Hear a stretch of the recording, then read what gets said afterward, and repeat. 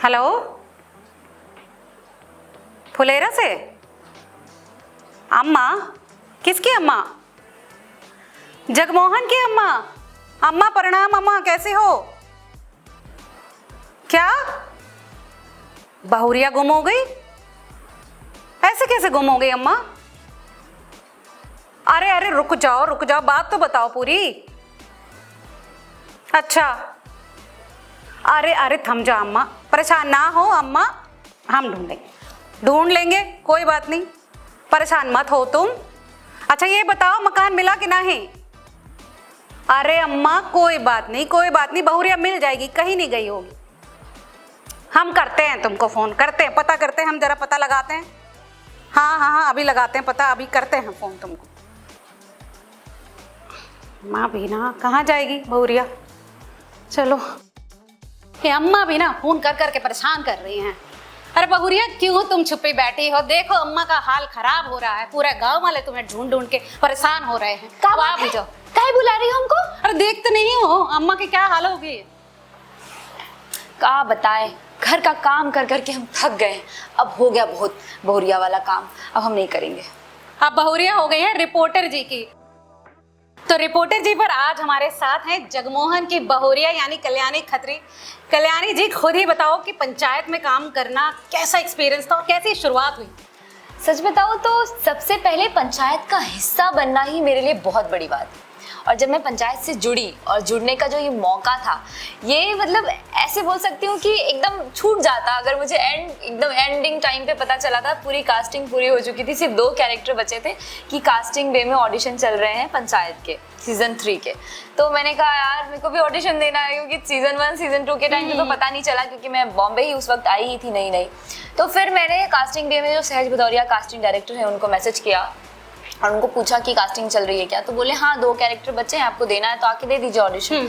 तो उन्होंने फिर मेरा पहले एक दूसरा ऑडिशन मंगाया, क्योंकि लोग ऐसे ही किसी को नहीं बुला लेते। अच्छा। पहले वो देखते हैं कि ये पर्सन वर्थ इट है या नहीं है, ऐसे तो किसी को भी नहीं बुला लेंगे। फिर उन्होंने मुझसे एक बिहारी लैंग्वेज में एक ऑडिशन मंगवाया, फिर मैंने उनको बना के भेजा। जब उन्होंने देखा बोला हाँ अच्छा है आप आ जाइए। और 9 मई को मेरा बर्थडे है और 9 मई को मैंने ऑडिशन दिया है इसके लिए, मतलब पंचायत के लिए। और मैंने 2 कैरेक्टर के लिए ऑडिशन दिए थे। अच्छा। पहला जगमोहन की वाइफ और दूसरा विधायक की बेटी। अच्छा, 4-5 दिन के बाद मुझे कॉल आया कि और शॉर्टलिस्टेड प्रोडक्शन से आपको कॉल आएगा, और फोन काट दिया उसने। फिर मैंने तुरंत फोन करके पूछा भाई शॉर्टलिस्टेड तो हूँ, ये तो बताओ कौन से कैरेक्टर के लिए? तो बोल रहा है जगमोहन की बीवी। मैंने कहा अच्छा, वो बहुत अच्छा है कैरेक्टर है। बोले अरे उसमें आपको बहुत आपसे बहुत अलग करने को मिलेगा, जो आपका क्राफ्ट है, जो आप नॉर्मल लाइफ में एक लड़की हो उसमें आपको बहुत अच्छा कुछ प्ले करने को मिलेगा। तो मैंने कहा फिर तो बढ़िया बात है। और पंचायत से अपने आप जुड़ना ही अपने आप में मेरे लिए बहुत बड़ी बात है, इतनी बड़ी सीरीज। तो मैंने कहा ठीक है, फिर तो सिर झुका के नतमस्तक करना था भाई, जो मिला दे दो। तो फाइनली जब जगमोहन की वाइफ के लिए लॉक हुई, और जगमोहन की वाइफ का जब मैंने कैरेक्टर और स्क्रिप्ट जब मुझे मिली, जब मैंने पढ़ा, तो बेसिकली ऐसा था कि ये बिल्कुल गांवटी औरत थी।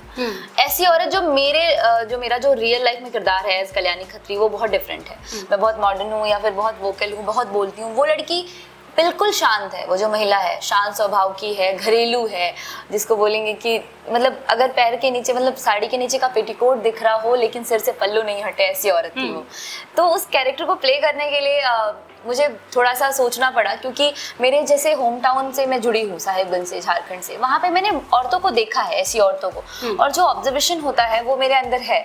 तो वो जो मुझे याद था, जो मेरा टाइम पीरियड मैंने गाँव में काम करके बिताया है बहुत साल, वो मुझे याद आया कि उसी औरत को मुझे बस इस कैरेक्टर में दिखाना है। कल्याणी खत्री का एक अंश नहीं होना चाहिए। सो या फाइनली मतलब मैंने जगमोहन की वाइफ का किरदार प्ले किया और लोगों ने बहुत पसंद किया। इसके लिए बहुत बहुत धन्यवाद। इतना एक वो डरा हुआ सा कैरेक्टर जो हस्बैंड के सामने बोलने से पहले भी 4 बार शायद सोचती होगी, मतलब चैलेंजिंग भी रहा होगा क्या? कभी डांट भी पड़ी है या क्या सपोर्ट रहा आपके साथ में को एक्टर्स का? बहुत सपोर्ट रहा। इवन अम्मा, जगमोहन सब इतने अच्छे हैं। और मैं तो सोची थी मेरे और लाइन हो, कितने तो मैंने इम्प्रोवाइज किए कि अच्छा। नहीं ये तो अपने से डाल दो, जैसे वो थोथना वर्ड, जी वो मैंने अपने से डाल दिया था। खाओ नहीं तो मार के, इतना अमेजिंग, इतना ओरिजिनल लगा है। प्लीज बोल के दिखाओ। खाओ नहीं तो मार के थोथना फुला देंगे। तो जो थोथना वर्ड है वो मेरी मम्मी से आया था। मेरी मम्मी मुझे बचपन में ऐसा बोला करती थी, थोथना मार के। लोकल कुछ वर्ड्स हैं जो हमारे आदत में शुमार बीमार हो आ जाते हैं। जैसे थोतना इज लाइक मुंह होता है, जैसे कहते हैं ना मुंह फोड़ देंगे, तो वो थोतना फोड़ देंगे हो गया। तो बेसिकली सेट पे सब अच्छे थे। अम्मा के साथ मेरा बहुत ज्यादा बॉन्ड इसलिए क्योंकि ऑफ स्क्रीन भी मैं उनके साथ वीडियो कॉल पे और ऐसे नॉर्मली बातचीत करती रहती हूँ, हाल चाल लेती रहती हूँ। और दूसरा ये कि पैकअप के बाद मैं उनके कमरे में समय बिताती थी। अच्छा, क्योंकि मुझे मजा आता था उनकी किस्से कहानियां सुनने में। विशाल के साथ भी इतना अच्छा एक्सपीरियंस रहा है कि जो जगमोहन प्ले कर रहे थे विशाल, वो इंसान भी बड़े अच्छे हैं। तो हम लोगों का कभी किसी भी चीज को लेके आर्ग्यूमेंट नहीं हुआ सेट पे। होता है ना कि किसी आर्टिस्ट से हो जाता है, नहीं भाई तू मेरी लाइन ये, वो मेरी लाइन मत बोलो, मतलब थोड़ा सा हो जाता है। कोई अंदर कुछ ऐसा लगा डर कि क्यों इतने मजे हुए खिलाड़ियों के साथ काम कर रहे हो आप? नहीं, मुझे कभी नहीं लगा, क्योंकि अम्मा का कैरेक्टर भी जिन्होंने प्ले किया है उन्हें कैसे पकड़ा था अपने कैरेक्टर को। तो होता है ना कि सीनियर्स के सामने या कुछ ऐसा डर तो इसलिए नहीं लगा क्योंकि माहौल इतना जॉली होता है और जो पूरी टीम है टीवीएफ की, और वो सब इतने अच्छे लोग हैं, मतलब डायरेक्शन टीम से लेके टेक्नीशियंस इतने अच्छे हैं कि आपको एक बार को भी कहीं फील नहीं होगा कि आप किसी नई टीम के साथ काम कर रहे हैं। सब इतने पोलाइट हैं, इतने हम्बल हैं, हंसी मजाक के मतलब ऐसे चलता रहता है सेट पे, हंसी मजाक के साथ काम करते रहते हैं। तो जब आप ऐसे माहौल में काम कर रहे होते हैं तो आपको कहीं भी सोचने की जरूरत नहीं है, मुझे ऐसा लगता है। और अम्मा तो खुद ही इतनी दिलदार इंसान है, उनके साथ क्या ही, वो सचिव जी को एक दिन पूछ रही है इससे पहले भी काम किए हो। क्योंकि एक एक डायलॉग मुझे लगता है कि हिंदुस्तान में जिसने पंचायत देखी उनके घर घर में डायलॉग्स फेमस हो चुके हैं। तो आपका फेवरेट डायलॉग या फेवरेट कैरेक्टर कौन रहा पंचायत का? मेरा फेवरेट कैरेक्टर विनोद है। अच्छा, जिस तरह से वो खड़े होते हैं अशोक पाठक जी, जिस तरह से वो बात करते हैं, अगर मैं लड़का होती तो मुझे लगता है मैं विनोद जरूर प्ले करती। क्योंकि वो जो जिस स्टाइल से बात करते हैं ना कि कोई पूछेगा तो मत बताइएगा, और नाम भी बता रहे हैं, हमारा नाम विनोद है, मतलब कौन दिया थोड़ा मत बताइएगा। तो जो बोलने का तरीका है ना, हैरान गया भैया, इंजोरा बढ़ाइए ना। तो ये सब चीज ना एक छोटी सी चीज आपको बहुत कनेक्ट कर देती है। तो मेरे ख्याल से अशोक पाठक मुझे मेरे फेवरेट किरदार लगते हैं। कॉमेडी में उनको देख के ही मुझे हंसी आ जाती है एक्चुअली।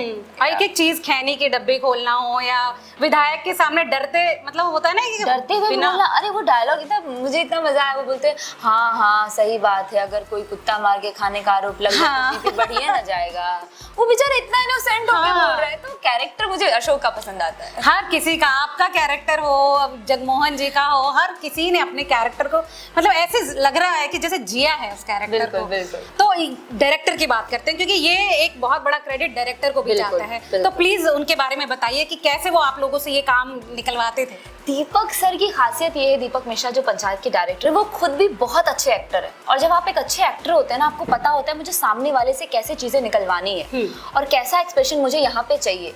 तो एक सीन था, मुझे याद है, विशाल बैठा था, थोड़े अलग स्टाइल में बैठा था, और अम्मा को हम दूर से देख रहे थे, अपने दरवाजे से बैठ के अम्मा अंदर बैठी थी और मतलब लेटी थी खटिए पे और हम देख रहे थे। तो दीपक सर दौड़ के आए और उसने विशाल को बोला उठ उठ उठ। उठे, क्यों उठा रहे हैं मुझे, क्यों कुछ नहीं बताते। फिर उसको बोले ऐसे बैठ, और हाथ हिलाया ऐसे। अच्छा। और इतना ही बताया उन्होंने, बहुत प्यार से और धीरे से बता के चले गए। तो मैं गई भाग के, मैंने कहा सर आप मुझे कुछ नहीं बताते, मुझे भी बताइए। तो मुझे कह रहे नहीं तू अच्छा कर रही है, तू जो अच्छा कर रही है तुझे क्या बताऊं मैं, तू अपने कैरेक्टर में है, तू अच्छा कर रही है तो कर। तो मैंने कहा चलो ठीक है।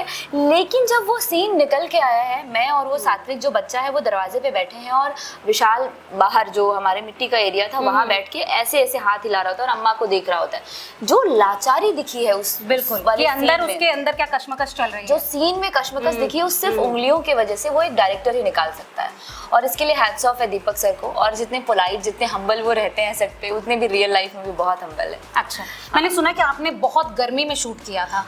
तो ऐसे में गांव वालों का और सबका क्या आप लोगों की तरफ रिएक्शन था? गांव वाले बहुत स्वीट है वहाँ के। गांव के लिए तो बेसिकली 1 महीने का मेला होता है। अच्छा। मेला इंसान इतना बड़ा मेला कि जहाँ बड़ी बड़ी वैनिटी आती हैं, मुंबई से स्टार आते हैं, शूटिंग होती है, अच्छा अच्छा खाना बनता है, उनके लिए मेला होता है 1 महीने का मेला। और मेरे ख्याल से अब तो 3 सीजन शूट हो गए तो उनको इतनी आदत हो गई है कि वो बोलते हैं हाँ शूटिंग हो रहा होगा चलो। अच्छा। उनके लिए यूज्ड टू हो गया वो। तो कोई आपको परेशान नहीं करेगा, कोई कभी आके आपको कुछ टोंट मारने की कोशिश नहीं करेगा। ऐसे नहीं होता कि चलो मौका मिल गया तो सेल्फी ले लो या वैसे करते हैं। जैसे अगर आप जा रहे हो ना तो बहुत प्यार से पूछेंगे मैडम एक फोटो ले लें। अच्छा। तो ले लीजिए, क्या प्रॉब्लम है। तो बड़े स्वीट लोग हैं और मुझे लगता है ऐसे ही स्वीट लोग होने चाहिए। भोपाल एमपी में हम शूट करते हैं सीहोर में, तो बड़े प्यारे लोग हैं। और जैसे ही गाड़ी घुसती है अंदर सारे बच्चे चिल्लाना अरे अरे गाड़ी आ गया, मतलब मेला लग गया।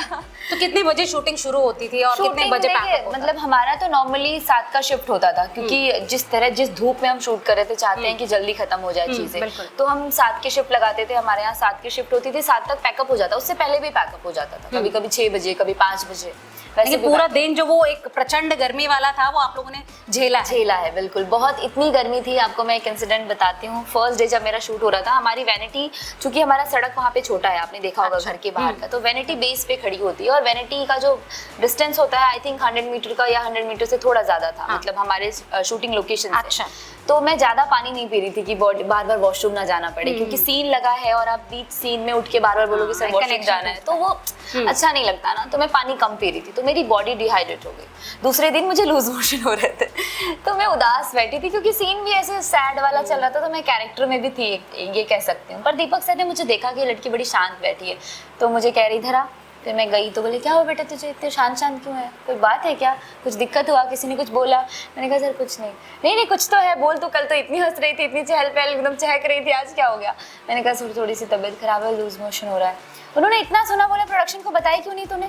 फिर तुरंत उन्होंने अपने बॉय को बुलाया, मेरे लिए पतली खिचड़ी बनवाई मूंग दाल वाली और उसके साथ दही, और मुझे दिया। मुझे लगा रहे सेट पे माँ मिल गई। होता है ना, बिल्कुल। कौन करता ये है जो एक घर का वाला जो फील होता है, घर वाली प्रोफेशनल उसमें मिल जाए तो उससे ज्यादा। तो ये चीज होता है ना कि आप एज डायरेक्टर अपने आर्टिस्टों को कितना कंफर्ट देते हैं, कि ताकि वो अपना 100 नहीं 200% दे सके, कि यार मतलब इतने बड़े डायरेक्टर होके आप और एक पर्सनल कनेक्ट भी बनाना, एक पर्सनल कनेक्ट भी बन जाता है। तो मुझे ये चीज सर की बहुत अच्छी लगी कि उन्होंने इस चीज को भी इतना ज्यादा मतलब मोल दिया कि नहीं, इसका स्वास्थ्य भी उतना इंपॉर्टेंट है, क्योंकि वो कहीं ना कहीं मैं पंचायत का हिस्सा बन चुकी थी और मैं तभी अच्छा परफॉर्म करूंगी जब मुझे लोग अच्छे, मतलब एक होता है ना किसी को मोटिवेट करना। और उनमें वो नहीं है कि ऑलरेडी 2 सीजन्स उनके इतने हिट गए हैं, तो होता है ना कि एक हाँ इम्पोर्टेंस ना देना एक जूनियर आर्टिस्ट है या। तो मेरे ख्याल से बहुत मजा आया सर के साथ काम करके, और दीपक सर जैसे डायरेक्टर और होने चाहिए, मुझे ऐसा लगता है। आपने बताया कि उन्होंने एक्टिंग की बारीकियां बताई जब मोहन एक्ट कर रहे थे, तो क्या उनको भी एक्टिंग का कुछ एक्सपीरियंस है? सर की बहुत एक प्यारी सीरीज है परमानेंट रूममेट, उसमें सर ने जो कैरेक्टर प्ले किया है, एक ब्रोकर बनते हैं वो उसमें, और वो कमाल के ब्रोकर है। तो मेरे ख्याल से एक अच्छे डायरेक्टर होने के साथ साथ वो बहुत अच्छे एक्टर भी है, तभी वो उस नब्ज को पकड़ लेते हैं, पकड़ के निकालते हैं कि ये कर वो कर। और बहुत ज्यादा मतलब सर का कहना ये है कि अगर आप एक कैरेक्टर में है, जैसे मैं जगमोहन की पत्नी का किरदार निभा रही हूँ, तो आप उस किरदार को जी रहे हो, तो मुझसे ज्यादा, यानी कि मुझसे ज्यादा आपको समझ में आएगा कि वो कैरेक्टर कैसा फील कर रहा है, तो वो फीलिंग आप अंदर से निकालो, उनका ये कहना होता है, और हम वही करते थे। अच्छा, मतलब ऐसा नहीं था कि कुछ फिक्स्ड फॉर्मेट बता रहा था आपको कैसे बैठना है, कोई फिक्स फॉर्मेट नहीं, आपको आप अपने कंफर्टेबल के हिसाब से, आपको लगता है कि इस कैरेक्टर को यहाँ पे ऐसे ही उदास होना चाहिए, इसको ऐसे ही बैठना चाहिए, तो आप वैसे ही करिए। अच्छा, तो घर वालों का क्या रिएक्शन था? जो पंचायत इतनी हिट हो गई और आपको हर जगह से कॉल्स आ रहे हैं, तो घर वालों का क्या रिएक्शन होता है? घर वालों का तो बहुत प्यारा रिएक्शन था, मतलब इन सेंस ये बोल सकते हैं कि पहले तो मेरी दीदी जो रहती है ना, 2 मेरी दीदी, एक पटना में रहती है, एक भागलपुर में रहती है, उनको मैंने बोला देखा, अरे अमेज़न प्राइम डाउनलोड करना पड़ेगा ना। मैंने कहा तुम लोग हद हो यार, मतलब कितनी, सोचिए उस गांव में रह के उनको ये लग रहा है अमेज़न प्राइम डाउनलोड करना पड़ेगा। उन दोनों ने मेरे वजह से, तो पेरेंट्स, पापा ने या मम्मी ने कुछ नहीं कहा कि पापा तो मेरे बेटा नहीं, अच्छा, मतलब आई वाज 11 ईयर ओल्ड जब पापा की डेथ हुई, उसके बाद से मम्मी ही सब कुछ है। पर मेरी मम्मी जिस दिन आया था उस दिन ही मुझे कब दिखा रही हो, तो फिर हमने टीवी पे, वो आजकल तो डिजिटल टीवी है, सब स्मार्ट टीवी है, तो हमने टीवी पे उनको दिखाया। वो बोलती है तुम लग ही नहीं रही हो कि तुम हो, मुझे देख रही हो, बोलती तुम लग ही नहीं रही हो कि तुम बिल्कुल हो। वो जो एक बॉडी लैंग्वेज को आपने पकड़ा है ना, और एक मैरिड वुमन वाला जो था ना कि एक माँ की भी जिम्मेदारी है, उस पर एक सास की भी जिम्मेदारी है और सास की चिंता भी कर रही है, तो मम्मी ने बोला नहीं बेटा तुम तैयार हो गई हो शादी के लिए? मेरी मम्मी अब नहीं बोलती, पहले जितना बोलना था बोल दिया शादी के लिए, अब वो बोलती तुम्हें जो करना है करो। आई थिंक मुझे लग रहा है एक टाइम के बाद लोगों को ऐसा लगने लगता है कि नहीं, अगर बच्चे अपनी जिम्मेदारियों को समझ रहे हैं और अपनी चीजों को बखूबी निभा रहे हैं, तो वो अपने आप छोड़ देते हैं, फिर मतलब आप ठीक डायरेक्शन में जा रहे हो। जी, और बचपन से ही मैं सही डायरेक्शन में हूँ। तो कमिंग बैक टू पंचायत, तो मैं ये जानना चाह रही हूँ कि इतना हर सीन में इतना मस्ती मजाक था उसमें, जैसे वो एक पर्टिकुलर सीन था ना जिसमें नामकरण गलत हो जाता है बच्चे का। हाँ। तो मतलब पूरे सीरीज की बात करें सीजन 3 की, तो आपका फेवरेट सीन कौन सा रहा? पूरे तीनों सीजन की बात सबसे मजे नहीं इस सीजन 3 वाले सीजन की। अच्छा, सीजन 3 में सबसे फेवरेट सीन मेरे सारे ही फेवरेट है, क्योंकि इतने ज्यादा मजेदार और मुझे सब सारे सीन पसंद है। मैं कौन से वाले सीन के बारे में बताऊं कि मेरे सबसे ज्यादा फेवरेट है? एक जो था कि आप ही के झोपड़ी के बाहर हुआ था कि विधायक वो प्रधान जी और प्रधान जी की वाइफ बाइक से गिर गई। हाँ, वो तो उस पर जो अम्मा जी का डायलॉग आता है ना कि इन अच्छा लोगों हुआ, के साथ हाँ, ऐसा ही होना चाहिए था, अच्छा हुआ गिर गए। तो बाद में तो मुझे लगता है बहुत हंसी आई होगी क्योंकि वो सीन ही वैसा था बेसिकली। तो मेरे ख्याल से ना पंचायत के मेरे ऑलमोस्ट सारे सीन अच्छे लगते हैं मुझे, जैसे अशोक वाले सारे सीन पसंद है मुझे। फिर उसके बाद रघुवीर यादव और नीना गुप्ता जी के जो साथ वाले सीन है वो भी मुझे बहुत पसंद है। तो पंचायत के तो मेरे सारे फेवरेट है, आपने अलग ही पूछ लिया।